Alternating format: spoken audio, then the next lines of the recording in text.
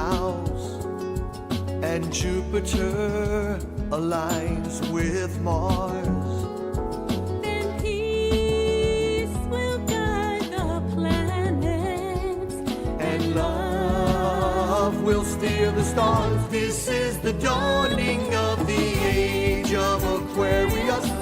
Age of Aquarius. Aquarius.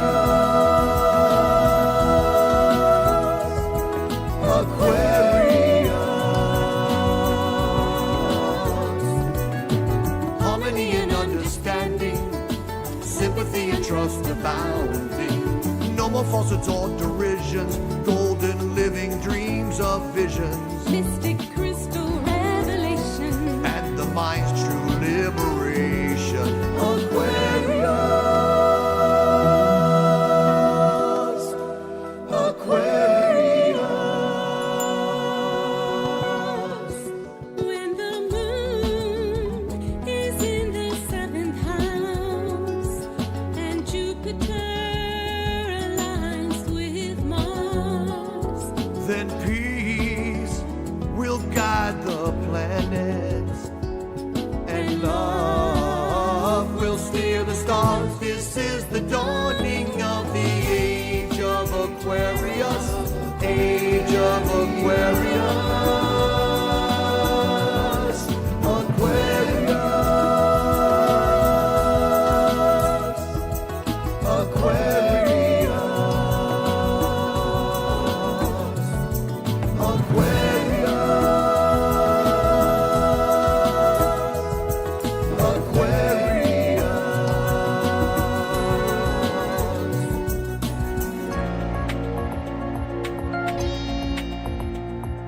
Hey there, people all around the world, men and women, boys and girls. The time has come to occupy. It's much too late to judge and cry. Think about a love revolution, and it's here again. And it's time to let the sun shine in. Come together and sing out strong. Let the sun shine.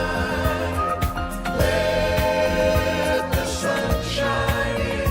The sun shine in. Let the sun shine.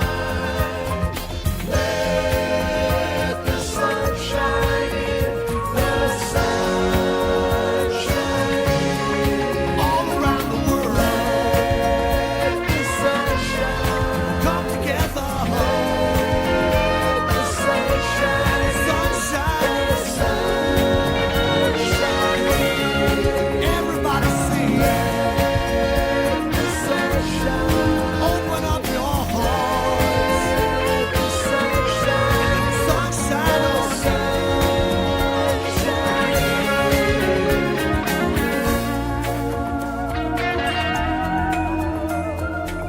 Come together and sing out strong for a peaceful planet where we all belong. Replace all fears with love and grace. We are different shades of one human race. It's the place to chase. The revolution is here again. It's near again. The resolution will now begin for all to let the sun shine in.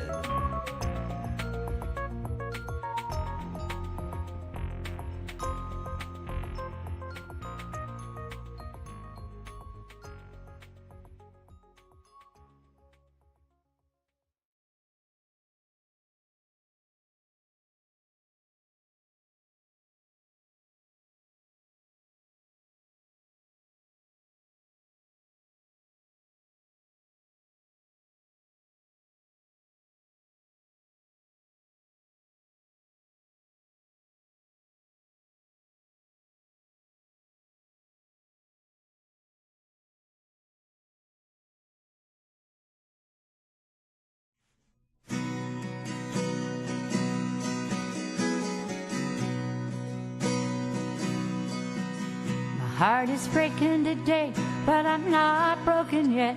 I try to be optimistic, even though I'm upset. I won't live in fear of its great unknown. Life as we knew it is gone forever. What will it be like the next time we're together? I'm keeping the faith. we'll see a better day. I look for the rainbow in this dark, gloomy sky. I'm full of questions and I wanna know why we're at this place with no turning back. I pray when I wake up and when I go to sleep for a miracle to happen. We're in trouble deep and I'm keeping the faith. We'll see a better day.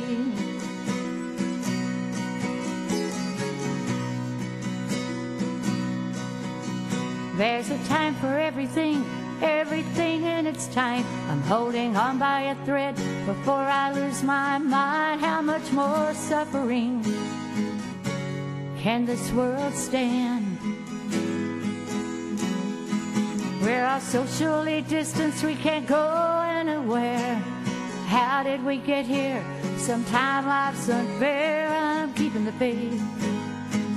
We'll see a better day. I look for the rainbow in this dark, gloomy sky. I'm full of questions and I wanna know why we're at this place with no turning back. I pray when I wake up and when I go to sleep for a miracle to happen. We're in trouble deep and I'm keeping the faith. We'll see a better day.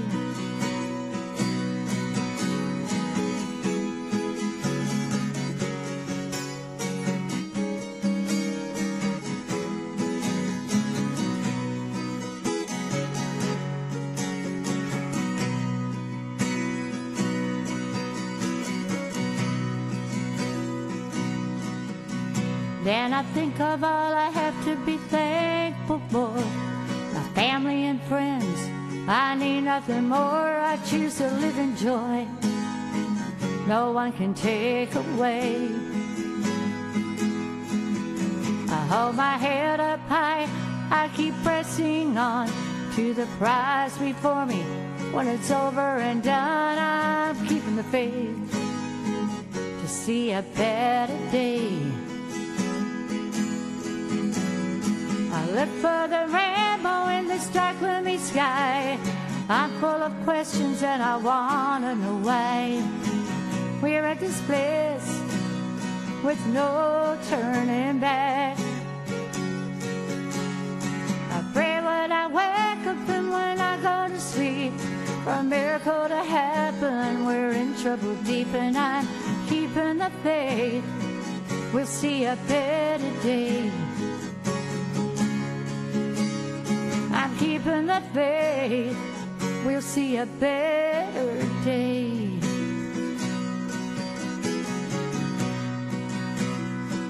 We'll see a better day.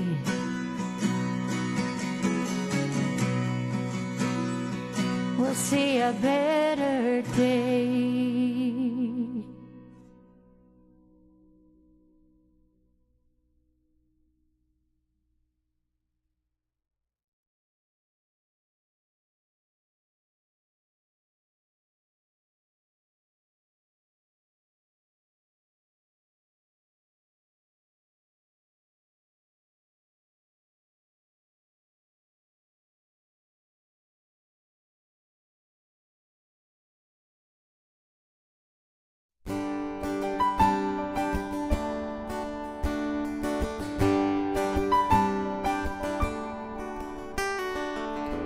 There was a time in my life when I had blurred vision. I wasn't finding peace anywhere, and I certainly wasn't finding truth in religion. So one day I decided that I would sit in the silence in my room, and I vowed that I would stay there till something in me moved, and I heard a voice.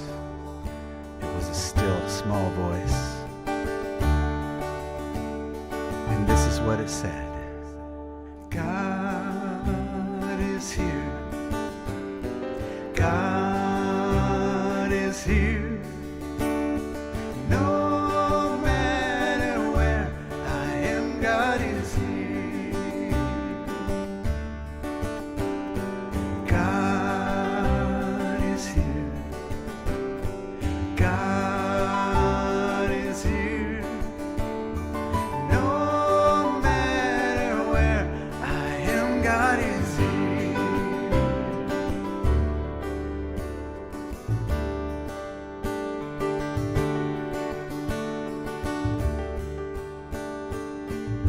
Now I see God everywhere, a little more each day. I see God in the flowers and in the bills that I choose to pay. I'm feeling God in my breath, spoken with each word. Oh, I'm feeling God breathe His life into me. Let God's love be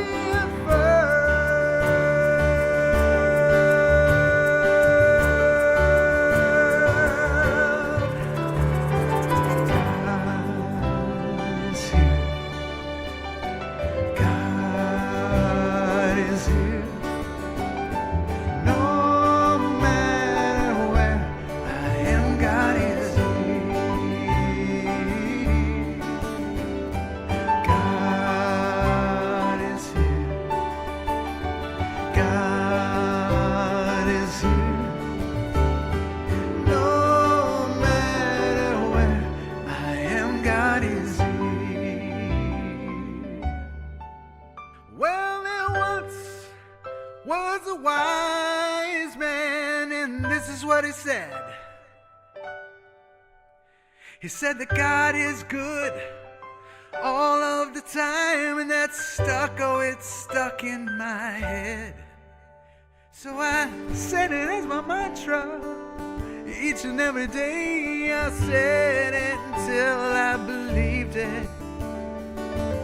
Now that's my life each and every day. Yes, I finally achieved it.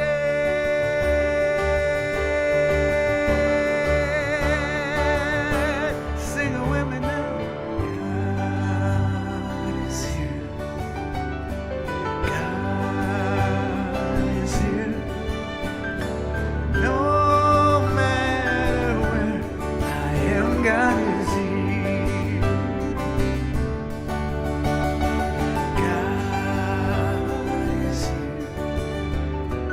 God is here.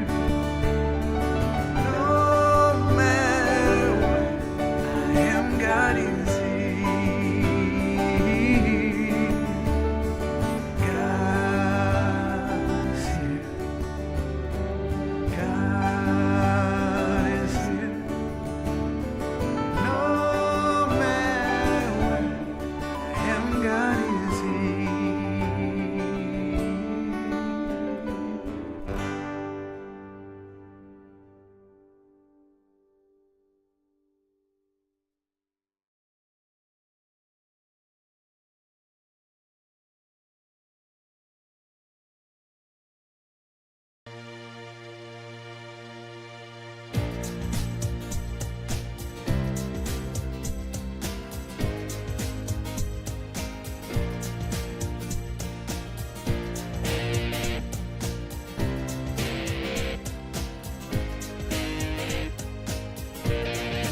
I'm in the right place at the right time. I am just where I'm supposed to be. I'm in the right place at the right time. I am just where I'm supposed to be. I'm in the right place at the right time. I am just where I'm supposed to be. I'm in the right place at the right time. I am just where I'm supposed to be. Oh, my soul is welcome here. Oh, my soul is welcome here. I am getting the message loud and clear. My soul welcome to the People of Diversity Sunday service. We are a multi-faith community and we believe there are many paths to one divinity. If you would like to learn more about our multi-faith community and what we have to offer, go to www.peopleofdiversity. No, that's wrong. That's the old address. Here we go. Go to www.peopleofdiversity.org.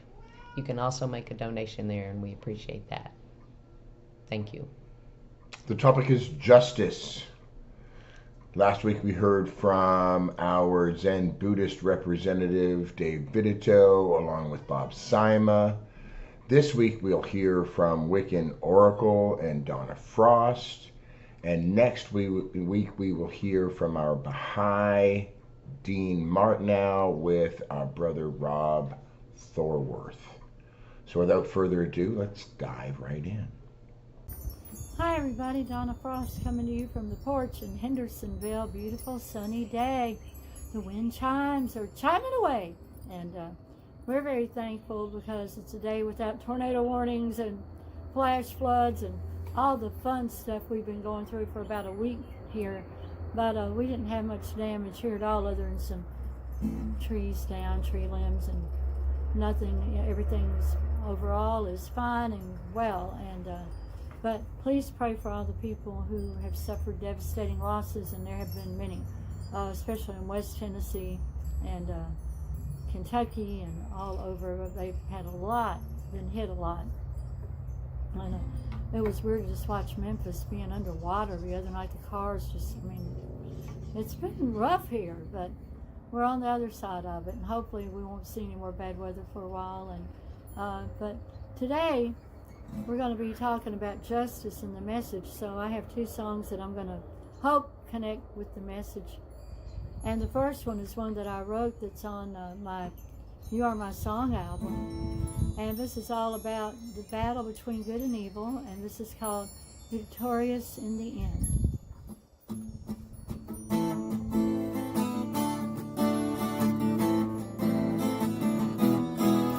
Silent faces can be deceiving when you give more wit to your receivers. Sometimes you wonder what you do it for. Savor your friends so they're on your side and stab you in the back. Go down and hide. Friends like that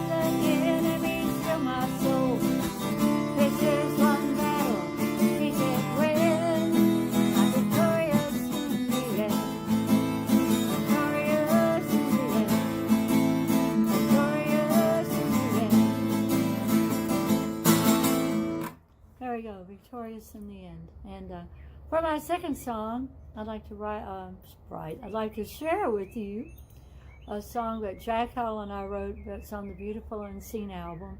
And it was one that we wrote about some friends of mine at Room in the Inn. That's the homeless organization that I volunteer with as a musician.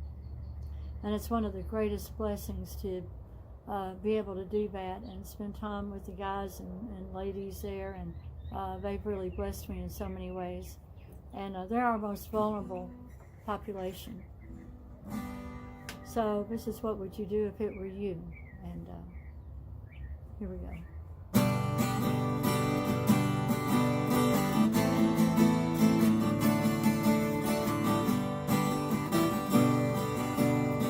Met a man today, he was following a dream, found an open door, lost his self-esteem. Love was around him, sleeping in his car. He kept holding on to hope, someday he got far. What would you do if it were you? Would you give it up, see it through?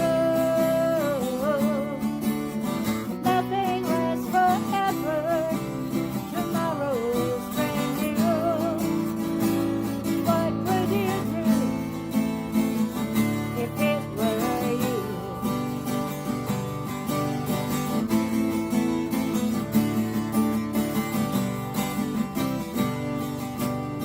Made a friend tonight at the shelter downtown, trying to get on with life after the world is knocked her down. She'd been sick for weeks, it was touch and go for a while. Job no home, on the street alone, pain was in her smile. What would you do if it were you? Would you give it up, see it through? Nothing lasts forever, tomorrow is brand new. What would you do if it were you? Anything can happen, anytime at all. Anywhere you wander, anyone can fall into. Deeper than the ocean.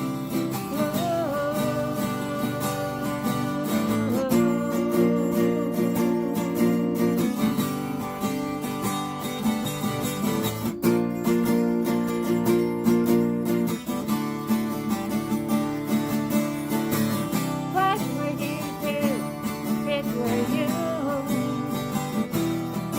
Would you give it up, see it through?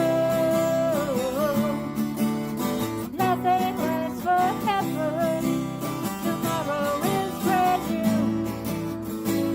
What would you do if it were you?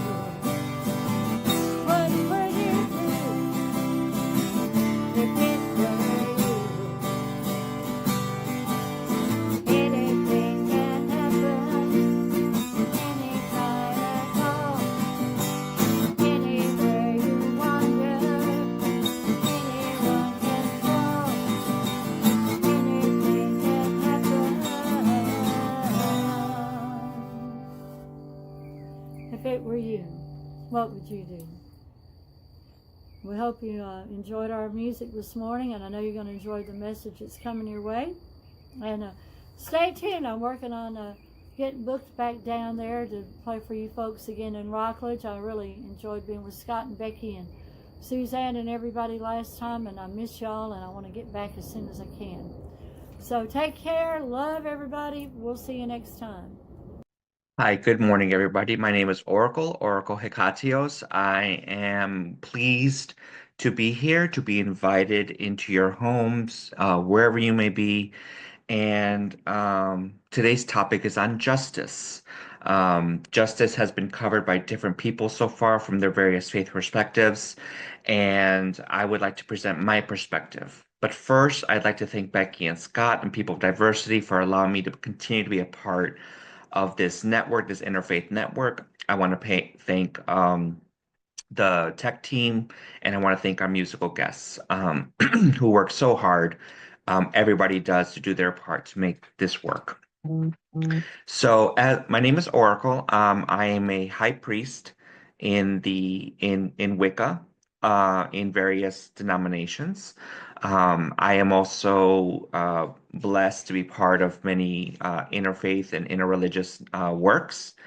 And I really enjoy doing this kind of work. So without further ado, let's go into my presentation of what I feel philosophically is justice from my perspective. Now, first of all, I would like to start out with this saying this is the consensus as far as I'm concerned with myself and a few others. Witchcraft does not have an overarching council. We do not have someone telling us what to do, statements of faith and all that. We are a spiritual practice, and each person is autonomously allowed to come to their own conclusions as to what they believe is the best way to go about the work and their own philosophy, their own interpretation of Wiccan philosophy. So mine is fueled by Hellenic philosophy, Greek philosophy, and that of the Enlightenment, so to speak. So, excuse me. Justice. What is justice? And justice is readily seen in modern society as right versus wrong. What is the right thing to do? What is the proper thing to do according to law? According to the laws that we have laid down, as far as due process, as far as righting society's ills in order to give equity to everybody and to be inclusive of everybody, as well as ensuring that people are treated equally under the eyes of American law. Now, obviously, this comes from the founding fathers of the United States. Which of course they were inspired by European Enlightenment philosophers such as Roger Bacon and more. And so, without further with going on what's happened. So with the Enlightenment in Europe that impacted the overarching upending superstitious religious-based society into a more open society, as it were, the progressive societies, how things could be equalized, how everyone could have certain rights or has a right to a right, as it were. This has progressed fundamentally over the eons, over the centuries, as far as how we interpret the laws, and especially in the United States, the Constitution. But I'm not going to get into the form of government. I'm saying all that to say this. The root of how we understand in the justice in the Western society comes from the Greek philosophers and comes from Greek society, Hellenic society, so to speak. And one of them is the goddess known as Themis, Themis, Themis. And what she was is that Themis was the personification of the natural order of how things should be ordered and be right in society, from the way the cosmos works, even in its birth and death aspects, all the way down to humanity's society. Themis was acknowledged as the embodiment of cosmic order and cosmic justice.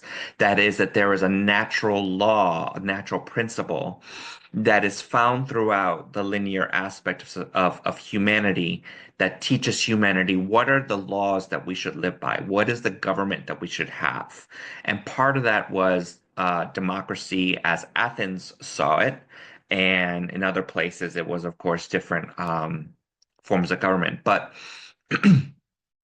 Themis's other name was Dike. And of course, Dike is another word is known as justice. From there, that was inspired by Plato's Republic. Now, if anybody has not read Plato's Republic, you probably should. It's a great piece of philosophical literature. And what Plato talks about, essentially, is that justice is a behavioral virtue. It is not just an abstract concept, an abstract goddess, but it is something that we should at all times behave and internalize. Plato felt that the human body, the human soul, was separated into three separate sections. Or not layered like that, black and white layered, but that it was also they blended at times. But anyway, so according to Plato, the first aspect of humanity was the ability to reason, the ability to use logic, to think about things, to go through with things, to look at conclusions, to be able to spread wide and be like, okay, what is truth in these situations? He was inspired in turn by the philosopher Parmenides. Parmenides was a Greek philosopher and a Greek spiritual worker, because at that time philosopher meant also a spiritual worker. It wasn't the one who chased wisdom as a divine attribute, not just, oh, we're going to debate things and we'll come to a wise conclusion. That's not what philosophy was back then. And so it was a proper spiritual path.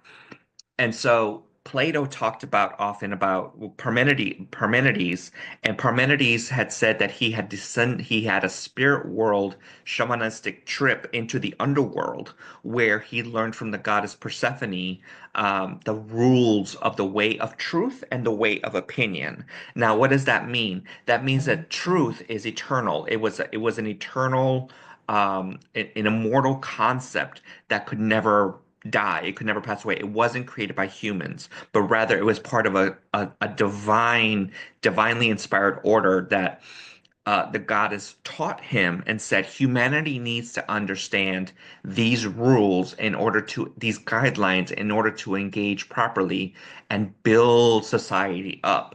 Whereas the way of opinion was falsehood. It was things that led to superstitions, it led to chaos, it led to disorder in society.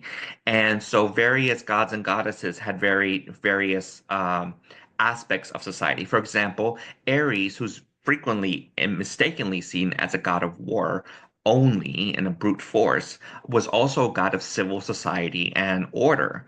And so Ares was the patron of various city-states that felt that law and order needed to function regardless of the form of government that existed. Ares was the god of civil order and law. And law, note that that people should be ruled by consensus and law rather than the whims of a king. Okay? In that respect, Plato talked about the just city that later was adopted by St. Augustine in his City of God, the just city, the city where reason ruled and law was birthed. What kind of laws? Laws that helped society become equal, that helped society function in some kind of harmony, and that each person not only had reason, but they also had what was called the spirit, and the spirit supported breath, life. He used the word that life itself that circulated within ourselves would also internalize this reason, this ability to be perceptive and to be discerning about behaviors in society and supported that reason. It supported the ability to function, that our breath, our life, our very life force should be given over to this concept of divine right and wrong. Now, I stop right here to say that myth is not literal. It has never been literal. Zeus did not literally, uh, uh, overthrow the Titans. He did not. The Titans did not literally rule over Earth. There's these myths and segments that myth is univocal. It should be presented as a univocal truth. And honestly, it's not. Myths differ, stories differ depending on the region, the time period of many different societies, and many different city-states had their own stories, their own myths, their own foundational stories. And what myth was and what myth is really the root of how a society should function and everyone's place in it, according to the servants of the divine.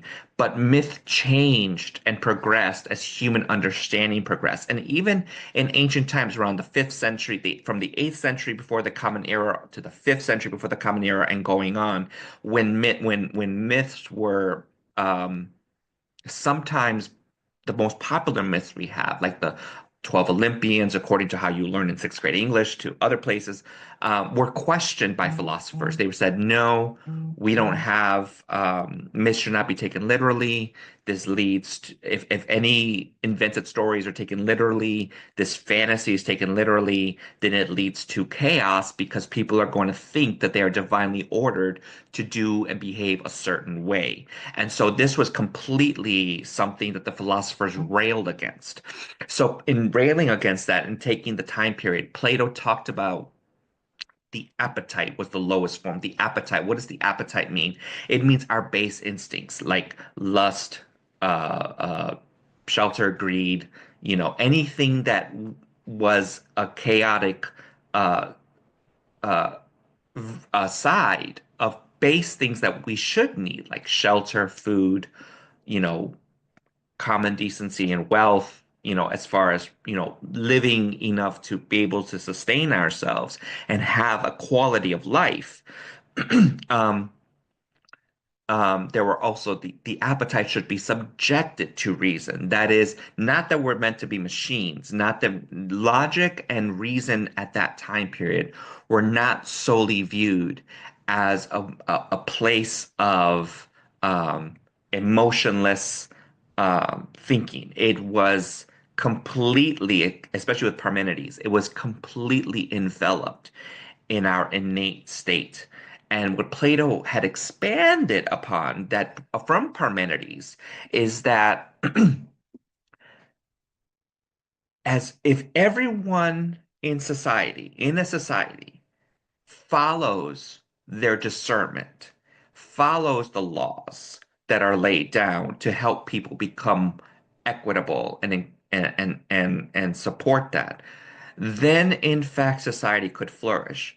Now, the obverse to that is that in Plato's time and after, there was a lot of prejudice from the Greeks against foreign people. This is not, uh, this of course is hypocritical. How does it line up? But we have to remember that the foundation of philosophy, of Greek philosophy, was about equity. Now, when it comes from the perspective of witchcraft, when we started, our movement started in the 1950s with roots in the 1930s. We, uh, opposite the societal English country that it came from, where women were not perceived as equal to men, they were seen as perhaps lesser, they were seen as perhaps not equipped to be spiritual leaders, even so, and that their place was in the kitchen and they were ignored in many fields, even in fields that they were in, like medicine and science and engineering. So Wicca or witchcraft elevated women to be the ones that had a right to lead spiritual groups, to be equal in our sacred space, in our circles, and outside of it. That women were encouraged to not be ashamed of themselves, to not be ashamed of their bodies, to not be ashamed of who they were, their age. They were encouraged to wield their authority with compassion and love. And they were encouraged, all leaders were, but that they could be equal to men, and even sometimes in some places above the man, was a refreshing take at that time. And many people will call that conspiratorial feminist nonsense, but feminism is a part of witchcraft. It is a part and parcel of how we look at equality. Queer people being welcomed into sacred space, gay, lesbian, bisexual, transgender, asexual, intersex, everyone being welcomed in, that they have the potential to be more than what they are, is essentially a beautiful thing that together we can build. And so witchcraft became an insular society, that is a society that became very private, and many Wiccan, traditional Wiccan covens that are initiatory, that is, you have to have a rite of passage to enter in, um, are in fact still promote that concept. Now, not that's not to say that other witchcraft groups do not, because they do. We have people on the West Coast that blended second wave feminism with in the 70s with witchcraft, witchcraft's empowerment of women and queer people, and did so much to bring consciousness to the environment and eco consciousness. Um, Another thing that happened was in the 70s and 80s, as it progressed, especially in the United States, is that witchcraft melded with even third wave feminism later on, where it helped to spiritually empower people in a place that they could not have in the church, they could not have in the masjid, they could not have in other places. I leave those religious people to speak for themselves. I can only tell you from my experience what occurred at that time period. And I think one of the greatest things that we've inherited continues to be the philosophy of the Enlightenment and humanism, where we find a fact that our ethics are our own and we have to develop them, that we have an innate sense of right and wrong, not because of divine retribution, but because even before God's were seen as something we should take inspiration from, that indeed society survived and we are here today because of the innate empathy and compassion that humans can have, the altruism that humans do possess. And in many places, this is not so. In many places, in many countries, in many governments, we have this push, this narrative that diversity, equity, inclusion is exactly the very thing that we should not be chasing after. That in fact, society would be better off, that we have people who are dictators and fascists and other places. And I don't mean to bring politics into it. However, witchcraft by its very nature is political because we have bucked against the system for so long that we are used to being othered. We are used to being seen as a disempowered minority, and even I myself being non-binary and being an ethnic minority, it is very much a part of my existence that politics plays a part in. So I cannot mention witchcraft without politics. I cannot mention Greek philosophy without the politics of the time. And what I choose to carry forward is that, in fact, we carry we continue to bear a burden from our ancestors. How can we make life better for others? How can we make life better for ourselves? What is justice at its core? Remember, justice was seen as a cosmic influence and then later and then applied to society. But Plato said it's an innate thing that we should all live by, that the right rulers were philosopher rulers. Now, he used the word kings because that's what they had. He believed philosophical kings, philosophical monarchs, a monarch steeped in reason and law would be the just ruler of the time.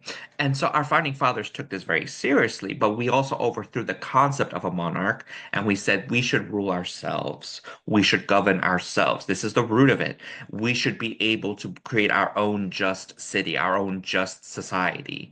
And by doing so, we start implementing the fact that if I, as a person, as a citizen of this country or any country, am able to push forward the notion that I am going to live and exist in a society that I push to be just, then others that do that same thing, that same networking, that same community emphasis, we can slowly start changing and making the necessary progression that has been denied to us for some time and for many times.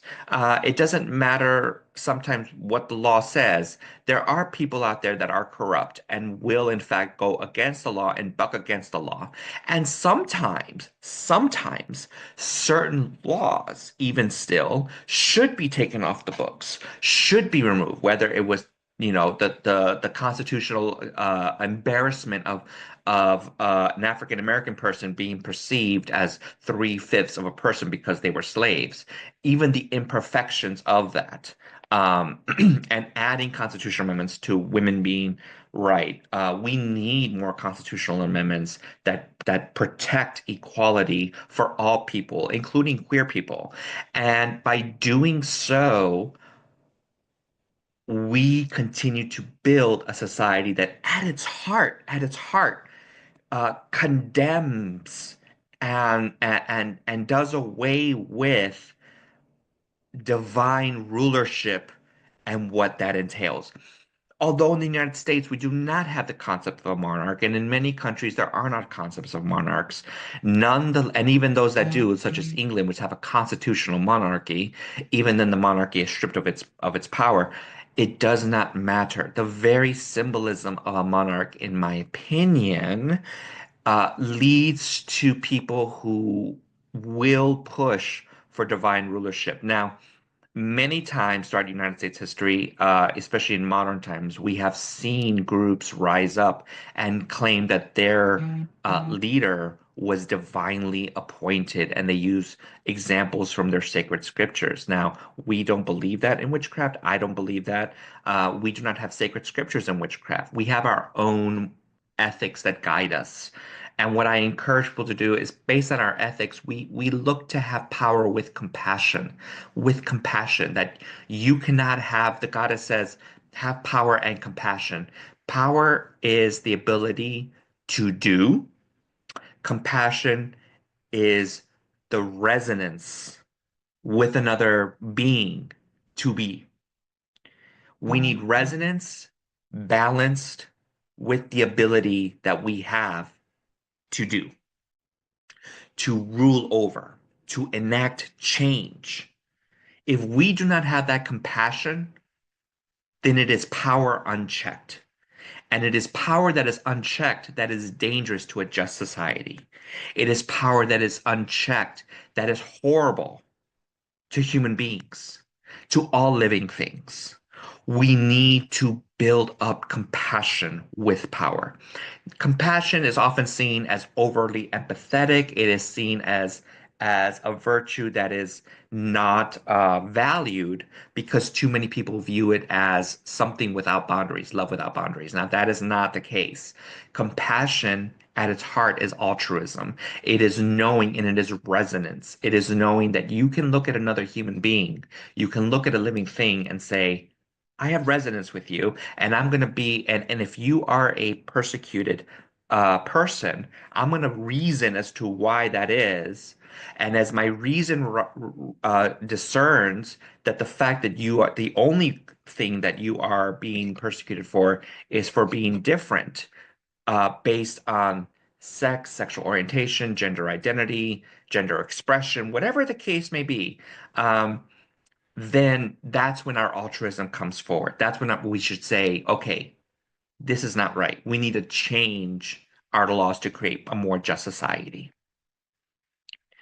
And so, in the end, what I encourage you to do, dear listener, what I encourage you to do in your homes, in your everyday life, is to network with others that would create a just society, that we can have power with compassion, that we can live in Plato's Republic, that we can indeed channel Parmenides' vision of logic, that we can indeed live in the virtues of rightness and excellence in all things, and power and compassion, honor and humility, that we do have at our heart the strength of our nation, the strength of our people, no matter where you live, is an equity of all people.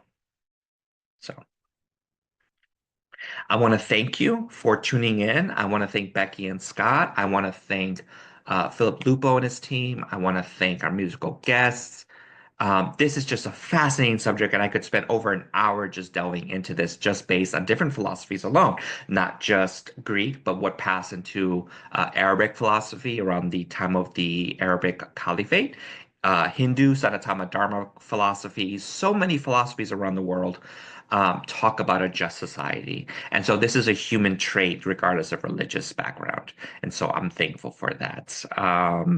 And so we say, in the end, from a witch to another human being, merry we meet, merry we part, and merry may we meet again. Goodbye. Have a wonderful day. Enjoy.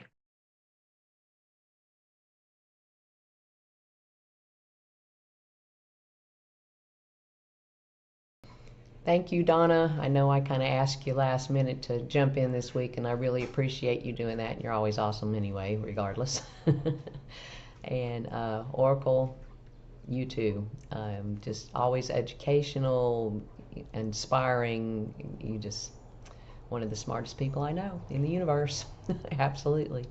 Philip and team, thank you all so much for putting our crazy together. If you are out there in the world and you need this kind of support, either virtual or live, go to the contact information below, and Philip and his folks will fix you up. We have past services available at the Facebook People of Diversity page and group. Well, not really. Well, for 30 days. Facebook has done it again. After 30 days, they are going to delete our videos. So if you just want to see recent videos, go to the Facebook group or the Facebook page if you're a Facebook fan. Otherwise, you can see all of the videos from the past 5+ years on our People of Diversity YouTube channel. They have them organized in playlists, so you can search by topic or you can search by faith. You can also watch other videos live on Sunday morning on the YouTube channel. So, yeah, YouTube. Yep. On Sunday evening, however, on Facebook Live at 5:45, you can watch our morning broadcast. It's rebroadcast at 5:45 p.m. on Sundays. So you're up. So to be clear on that, the premieres are still happening. The lives are still happening on Sunday morning, on Sunday evening. On Facebook. They'll still be there for a couple of weeks. But ongoing, and including all of the old lives, they'll all be removed. Facebook is taking them all down. I'm guessing to make more room for whatever their next is. But all of those have already been captured on YouTube as well. So they're there for our archive purposes and to study, to learn, to dive in. So our next live event, April 28th, at the Unitarian Universalist Friendship Fellowship. I used to like saying that. If you do, from 7 to 9, we'll be doing a drum circle. Please join us for that. Bring a drum. If you don't have a drum, bring yourself. We have drums. We have things that make noise. It's really more of a chaos to rhythm kind of drum circle, as opposed to a drum circle where there's a really, really great drummer who leads it.